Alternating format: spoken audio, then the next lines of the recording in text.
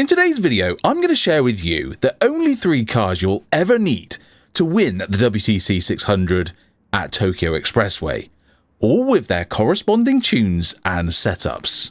I've dedicated my entire week to finding the best cars and strategies for this 12-lap, rain-filled sweatfest. And if, like me, you've had enough of seeing your reflection in Kokiben's wing mirrors, the next 3 cars will put him to bed quicker than a warm bottle and a bedtime story. We have one for outright simplicity, buy it and drive it. One for the best strategy if you're going for fuel efficiency, and one for outright unapologetic fun. Bring your A game for this last one though. Let's go!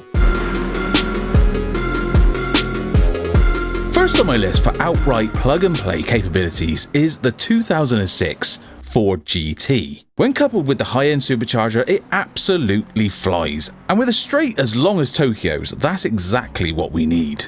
You'll be up to P6 before you hit the first corner, into the lead by the start of lap 3, and from there it's just a case of managing the tyres. Pit on lap 8 or 9 and soar off into the distance with a 30 to 40 second lead. Job done. The bonus tip though is when you pit, grab some fresh boots. It's not worth skimping out on fresh rubber. Let's take a quick look at the parts and the setup.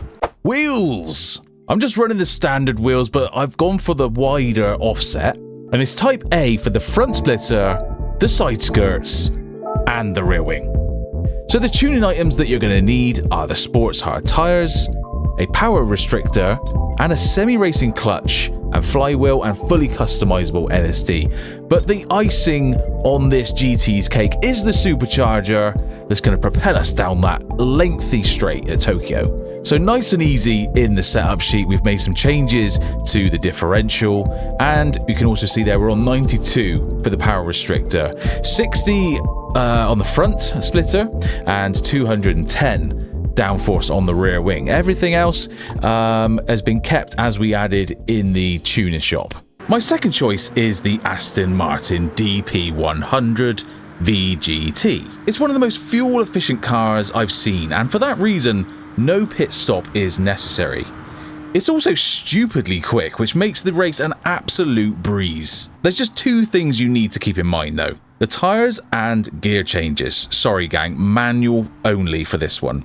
Short shifting is an essential part of this car's fuel efficiency, and it should sound a little something like this.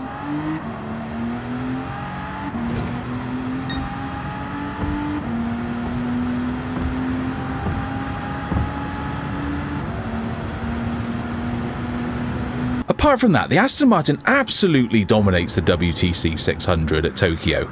Let's check the setup. So no physical changes to the DP100. We've added some sports hard tyres in the tuner's shop, a power restrictor and ballast for us to use in the setup sheet.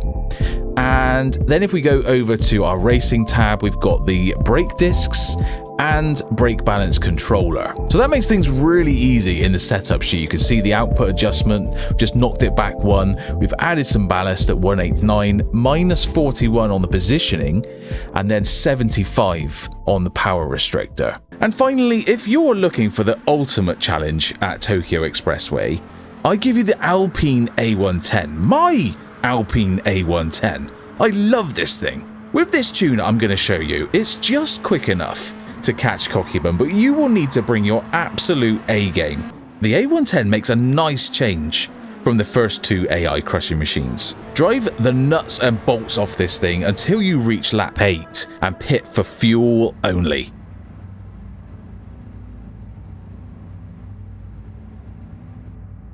By this point, you should have some breathing room to Kokiben in second place. Keep it out of the barriers, run like the wind, and give yourself a nice pat on your sweaty back. It is so much fun. Let's set up your A110.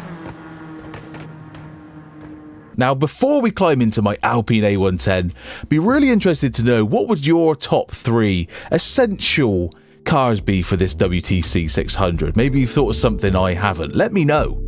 So as we climb into my Alpine A110, I love this thing. It has some OZ Racing Super Forgiata 18-inch alloy wheels, offset set to wide. As for the custom parts, we have a Type A front splitter, a Type A side skirt, And for the wing, it's a custom wing set at the low setting. There you go. So as for the tuning shop, it gets a bit complicated because my Alpine A110's gone through a few different phases of build, so it gets rather murky when we start looking in the tuning shop, seeing what I've purchased. So I'm going to show you what's actually on this WTC600 build in the setup sheet. So I've just got rid of my ugly mug so you can see the full sheet here. I'm not going to read everything out. You can pause the screen and take some screenshots yourself. But this is the setup that I've gone with, and it works pretty well for me.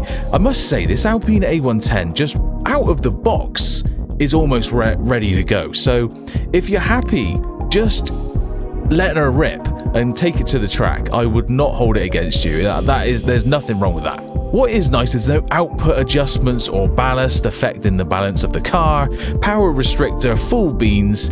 One thing I want to go over is the transmission, specifically the top speed. I've adjusted that to 310. And then I'll go over the parts because we weren't able to do that in the tuning shop. So we've got a medium RPM turbocharger, a racing intercooler, racing air cleaner, racing silencer, racing exhaust. And then we've gone for a sports brake system and sports brake pads, which I think are perfectly up to the challenge. And then finally from this list, a racing clutch and flywheel. In terms of the engine tuning, you can see the parts that we installed here over in the tuning shop. So we've bored up, we've stroked up, we've engine balanced, tuned the engine, polished those ports, installed a racing crankshaft and a weight reduction, stage 1 on this Alpine A110 build, and increased the body rigidity. And there you go. So there we go, gang. That is the only 3 cars I think you will need in this WTC600 race. We got one for pure plug and play capabilities, one for fuel strategy, and one if you want to be pushed to the absolute max. That Alpine A110 is a real challenge, let me tell you. That'll about do it for me, gang. Thanks for watching. I'll see you on track soon.